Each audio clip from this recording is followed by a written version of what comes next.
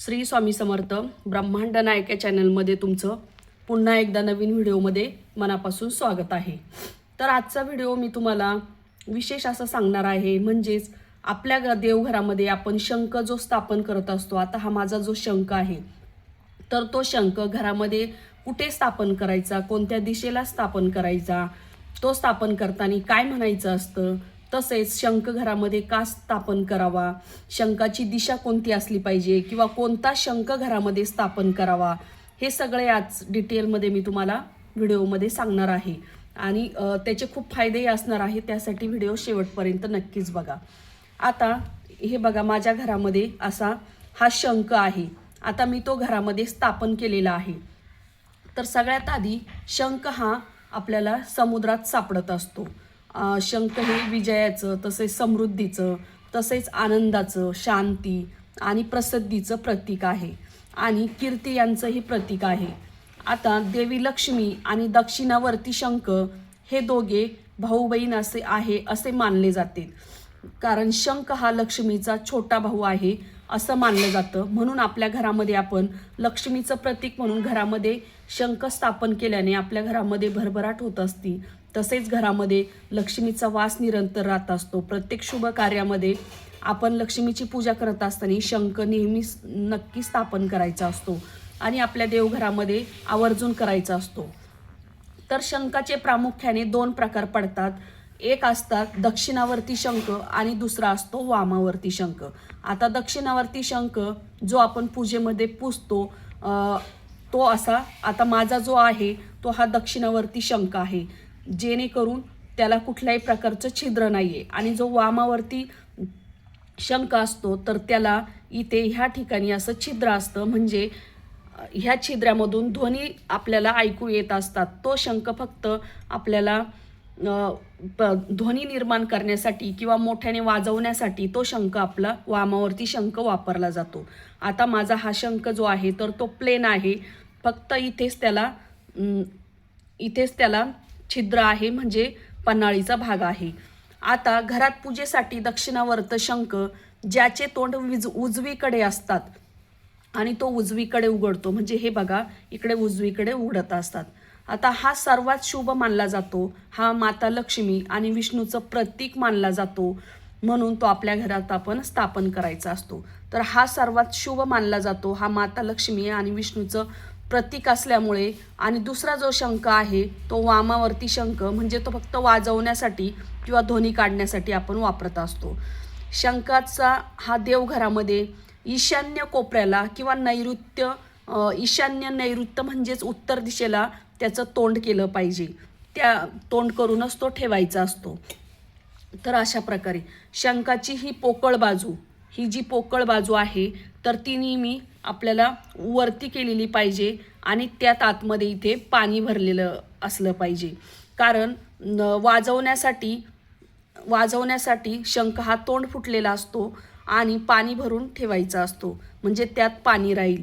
आता तो शंखध्वनी जो आपण शंखध्वनी करतो तो आपण पूजेसाठी घ्यायचा नसतो, तो फक्त शंखध्वनीसाठीच आपण वापरायचा असतो। पूजेसाठी तो वामावर्ती शंख घ्यायचा नसतो। आता दक्षिणावर्ती शंख ठेवण्यासाठी ती जागा आपल्याला अशी स्वच्छ करून घ्यायची असते देवाऱ्यामध्ये। मी इथे देवाऱ्यामध्ये ठेवत आहे अशा पद्धतीने, तर तुम्हाला दाखवण्यासाठी मी इथे घेतलेला आहे। तर त्याची स्वतंत्र जागा असली पाहिजे, तर तो छान असा शुद्ध करून घ्यायचा। शंख कधीही आपल्याला थेट असा जमिनीवरती ठेवायचा नसतो, तर तो आपल्याला कासवावरती, आता हे मला बऱ्याच जणांनी, मी व्हिडिओ टाकत असते, बऱ्याच व्हिडिओमध्ये लोकांनी प्रश्न विचारले की तुम्ही दिव्यावरती म्हणजे निरंजनावरती तुम्ही हा जो शंख आहे तर तो ठेवलेला आहे। आता याचा आकार तुम्हाला निरंजनासारखंच दिसतो, परंतु हे निरंजन नाही आहे, तर हे एक प्रकारचं कासव आहे। हे बघा, इथे कासवाचं तोंड आहे, इथे त्याचे 4 पाय आहे या ठिकाणी, आणि ह्या ठिकाणी त्याची शेपटी आहे, या ठिकाणी शेपटी आहे। म्हणजेच मी हे कासवावरती नेहमी आपला शंख असला पाहिजे, कारण कासव हे लक्ष्मीचं प्रतीक आहे आणि त्यावरती शंख म्हणजेच दुग्ध शर्करा योग असतो। त्यामुळे आपल्याला हा जो शंख आहे तर तो आपल्याला ह्या कासवावरती असं, यामध्ये पाणी टाकल्यानंतर ते पाणी पडू नये किंवा खाली जाऊ नये म्हणून आपल्याला असा व्यवस्थित असा इथे ठेवायचा असतो आणि यामध्ये पाणी ओतून बरोबर आपल्याला ही पन्हाळीची बाजू आपल्याकडे करायची असते. आता बऱ्याच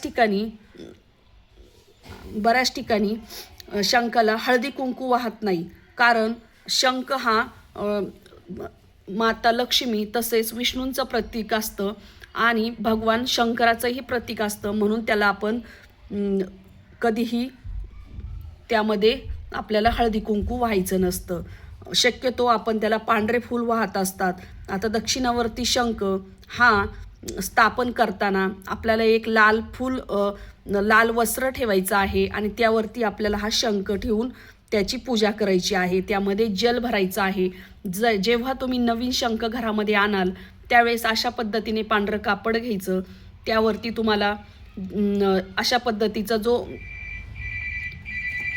पद्धतीचा जो तुम्हाला कासव असेल किंवा पत्रा असेल त्यावरती ठेवायचं आहे आणि ठेवून झाल्यानंतर तुम्हाला मंत्र म्हणायचा आहे.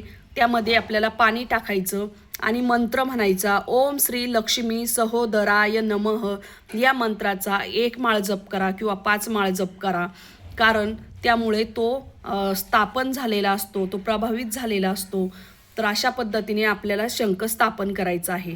आता यामधील पाणी जे आपण दररोज टाकतो, देवपूजा करतो त्यावेळेस दररोज त्यामध्ये पाणी टाकायचं आणि आपल्या घरात तसेच आपल्या आजारी व्यक्तींच्या अंगावरती दररोज पूजे करताना त्यातील जे आदल्या दिवशीचं पाणी असतं तर त्या आजारी व्यक्तींना किंवा आपल्या घरामध्ये टाकायचं असतं आणि दुसरं नवीन पुन्हा परत आपल्याला पाणी ठेवायचं असतं. तर अशा प्रकारे दक्षिणावर्त शंख घरामध्ये ठेवल्याने सर्व नकारात्मक ऊर्जा असतात तर त्या नाहीशा होत असतात आणि घरात एक प्रकारचं पॉझिटिव्ह वातावरण तयार होत असतं.